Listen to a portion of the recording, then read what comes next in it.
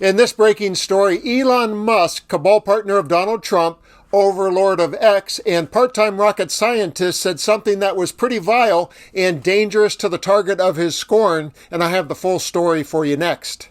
Elon Musk inserted himself into politics by buying Twitter, rebranding it as X, and manipulating it to his will. The shady scheme of influence resulted in a transactional relationship with Donald Trump like the world has never seen before.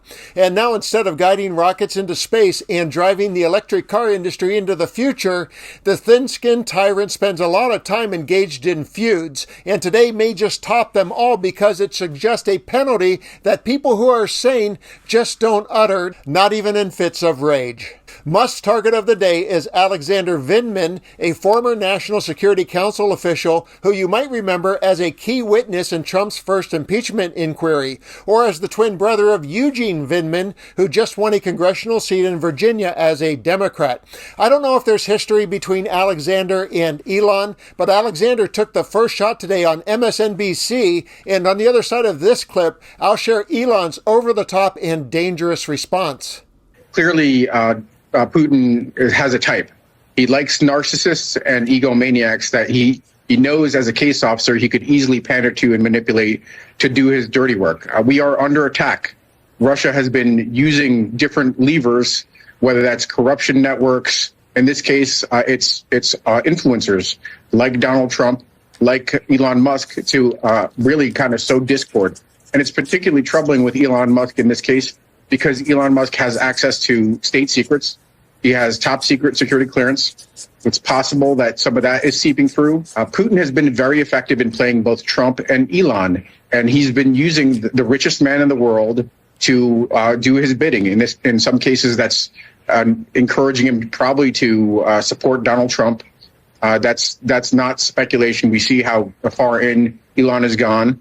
And then using Twitter as a disinformation platform. So this is not some sort of far-off, distant threat. This is going to impact our elections. It's a national security threat. Talk about why these men just happen, maybe coincidentally, to also parrot Putin's talking points when it comes to the war in Ukraine.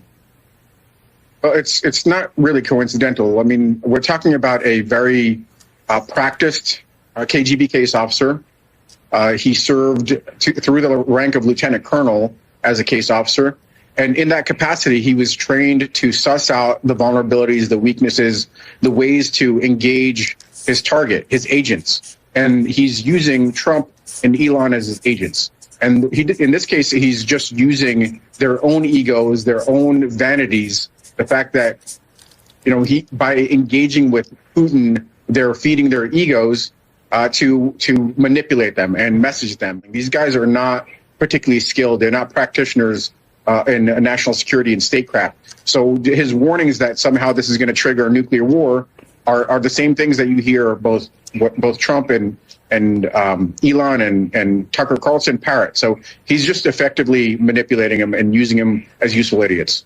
Remember when you were an immature kid and someone would call you a name and you might reply with something like, "I'm not a stupid poopy head, you're a stupid poopy head." Well, Elon Musk replied to Vindman in a similar vein with a post on X, but he took it to the next level. Vindman is on the payroll of Ukrainian oligarchs and has committed treason against the United States, for which he will pay the appropriate penalty.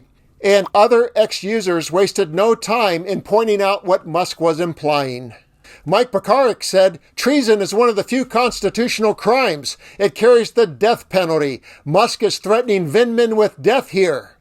And Machiavelli wrote, "Vindman deserves public capital punishment for treason." It would be streamed live on X.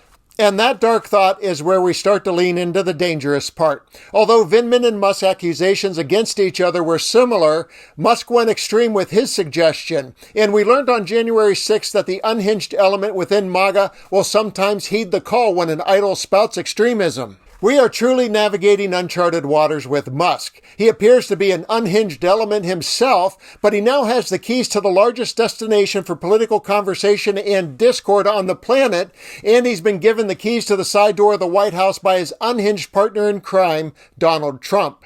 When unchecked power meets unfiltered rhetoric like we see with these two, the result is a combustible mix that threatens not only individuals who speak out, but our very democracy. There's strength, which you see in General John Kelly's courage of stepping out of a nonpartisan role to sound the alarm for the American military, saying that what Trump wants to do to them by pursuing the enemy of the within with the military is a dangerous fascist thing to do.